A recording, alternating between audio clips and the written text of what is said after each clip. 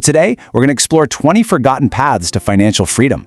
Now, to really understand why these businesses are so incredibly powerful, let's look at the very first one on our list, the traditional laundromat. Before you totally write off something as mundane as a laundromat, consider this absolutely staggering number. Laundromats have a 94.8% success rate at the 5-year mark. Compare that to the nearly 50% failure rate for your average new business. It's a massive $5 billion industry where a well-run location can generate over $300,000 annually with 50% margins. And why is that? Because you literally never have to convince anyone to wash their clothes. Clothes just get dirty on their own, and 90% of the people walking through those doors are repeat customers. Section 1.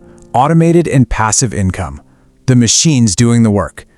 Take automated car washes, for example. They can pull in up to $200,000 in pure profit every single year. And the modern twist that makes them so lucrative? Membership models. Customers pay $20 to $40 a month to wash their car whenever they want, which gives owners predictable, recurring income, rain or shine. Then you have vending machines. For under $10,000, you can start scaling an empire. The real money here is actually in specialty niches. Think beauty products and salons or bait and fishing areas, because less competition means way higher margins. We also have ice vending machines making $40,000 a year selling literal frozen water, and ATMs acting as completely passive fee collectors. There's zero disruptive innovation happening here, it's just pure, consistent execution. Moving on, our sixth business is self-storage. The self-storage industry boasts an incredible 41% average net margin. Just to put that into perspective for a second, there are actually more storage units in the United States than McDonald's and Starbucks locations combined. That's wild, right? And amazingly, over 70% of these facilities are still operated by independent owners, not massive corporate chains. The psychology of the customer here is definitely the best part. They pay an average of $128 a month, often totally forgetting what they even stored in there, but they just keep paying month after month, often for over a year. That is recurring income at its absolute finest. Section 2. Route-based recurring revenue. Contracts that pay every month. So, the crucial point here is that problems like pests, overgrown lawns, dirty pools, and messy offices simply never stop existing. Take pest control, for instance. 85% of residential income in this sector comes from recurring contracts. Or think about commercial cleaning, where a single office building contract can pay up to $10,000 a month and just renews automatically year after year. Even pool cleaning, which is a route-based business serving over 10 million residential pools, can net an operator up to $120,000 a year working half days. It's an incredibly reliable stream of contract-based income year in and year out. This brings us to a highly profitable business model on our list that honestly ties everything together perfectly: a wash and fold delivery service. Here's the kicker. You don't even need to own the laundromat. You just partner with one, offer pickup and delivery, and capture a sweet 30 to 40% margin just by adding the value of convenience. As Walker Diebel describes it, it's an acquisition business. You aren't inventing a single thing. You're just acting as the logistical bridge between a customer who really doesn't want to do laundry and a machine that washes clothes. Having just 100 recurring clients can easily generate up to $20,000 a month. Section 3. High-demand local services. The dirty jobs that print money. Someone's trash, or, literal pet waste, is your income. Gathering just 100 dog waste clients can effortlessly generate $96,000 a year. Or what about porta potties? Look, I know it's not glamorous at all, but renting out just 50 portable restrooms can generate six-figure revenues. Scrap metal recycling taps into what industry experts call urban ore, which is finding precious metals and e-waste in construction sites. And local trash hauling operators? They are out there right now billing $3 million a year. The utter lack of glamour is exactly what leaves the path wide open for you to step in.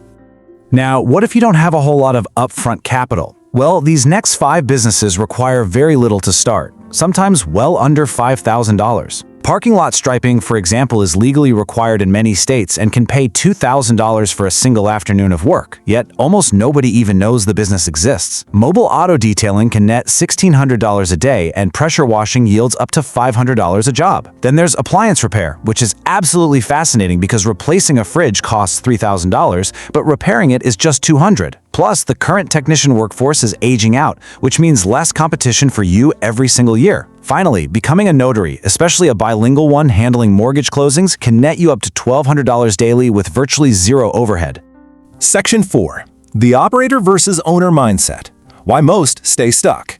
The difference between just scraping by and building true, lasting wealth is a fundamental mental shift. This is so important. You have to shift from being the operator who performs the physical labor, actually mowing the lawns and charging by the hour, to becoming the owner who manages the systems and the people doing the labor.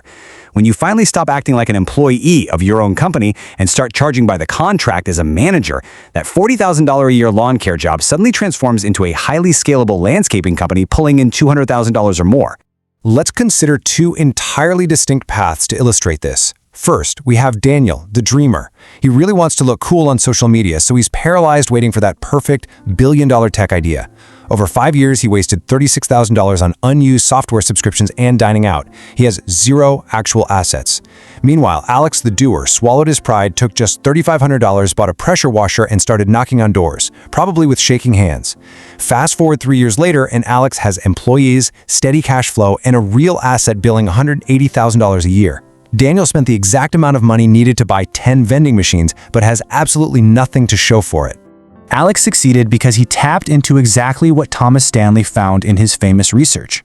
Real millionaires aren't inherently lucky, and they usually aren't tech-savvy either. They almost never work in glamorous industries. They just solve boring, permanent problems. They own businesses that don't need a booming, perfect economy to survive, because people will always need their clothes washed, their pests controlled, and their trash hauled away. And honestly, there's genuinely never been a better time to start. Check out this stunning data from the SBA. A record-breaking 94% of small business owners are projecting growth by 2026. That is the highest number ever recorded. Furthermore, over half of them are already leveraging artificial intelligence to optimize operations for these exact types of service businesses. The tools are literally right there. The demand is massive, and the highest growth projections aren't in trendy social media startups. They are in these tangible local services. So what is the ultimate takeaway from all of this? It's simple. Boring businesses pay for exciting lives. Real wealth isn't about looking cool at a dinner party or having some trendy startup title on your LinkedIn. Real wealth is the absence of fear. It's knowing for sure that you have a cash-flowing asset that sustains you regardless of a recession or a sudden layoff. It's having the ultimate freedom to live life entirely on your own terms, simply because you own something real. To put this all in perspective, out of the 36 million small businesses in the US, a massive 82% are operated by just a single person. Think about that. That means millions of people have already made the decision to work for themselves, solving simple, everyday problems without partners, without wealthy investors, and without asking anyone for permission. The opportunity is quite literally sitting right there in your neighborhood. So the question isn't whether it's possible. The real question is, how much longer are you going to wait to get your hands dirty and claim your own financial freedom?